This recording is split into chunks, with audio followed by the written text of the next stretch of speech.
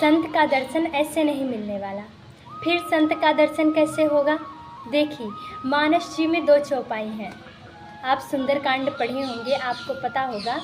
विभीषण जी कहते हैं, अब मोहि भरोसे हनुमंता, बिनु हरि कृपा मिलहि नहीं संता।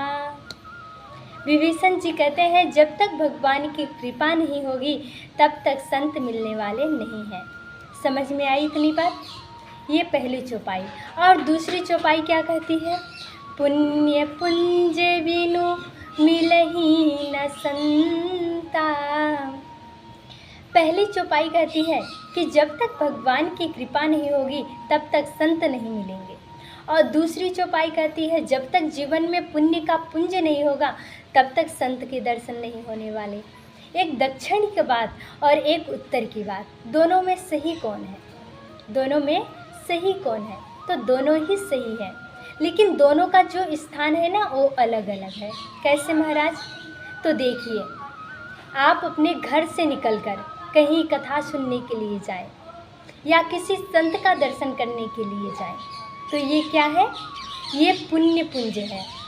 आपके जीवन में जो पुण्य का पुंज है वो आपको चैन से रहने नहीं देगा। वो आपको आपके घर से ले जा कर के किसी सत्संग में या किसी संत की शरण में बिठा देगा।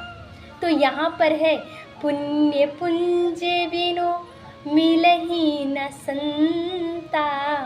आपके जीवन का जो पुण्य पुंज है वही आपको घर से ले जा कर के संत की शरण में बिठा देगा। अब दूसरी चौपाई, अब बिनु हरि कृपा मिलहि नहीं संता। देखिए, पहली चौपाई में तो आपको जाना पड़ेगा, लेकिन ये जो चौपाई है इसमें आपको जाना नहीं पड़ेगा। आपको घर में बैठे बिठाए ही संत का दर्शन हो जाएगा। संत आकर दर्शन देकर आपका कल्याण कर देंगे। और देखिए, समझिएगा, विभीषण जी हनुमान जी के पास गए थे या हनुमान जी ने आकर के विभीषण जी के घर में ही उनको दर्शन दिया था? बताइए। नहीं, विभीषण जी गए नहीं थे, हनुमान जी स्वयं आकर के विभीषण जी को दर्शन दिए।